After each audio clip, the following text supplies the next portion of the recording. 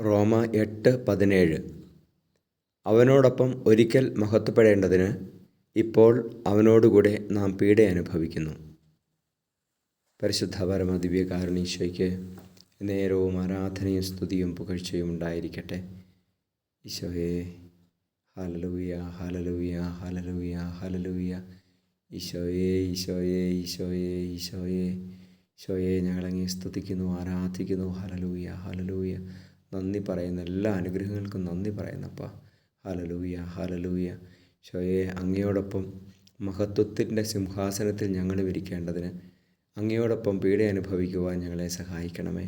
ഈ നോയമ്പുകാലം അങ്ങയുടെ പീഡാസഹനത്തെ ധ്യാനിക്കുവാനും ഞങ്ങളുടെ കഷ്ടപ്പാടിനെയും വേദനയും അങ്ങയുടെ പീഡകളോട് ചേർത്ത് വെച്ച് സഹിക്കുവാനും കൃപ തരണമേ.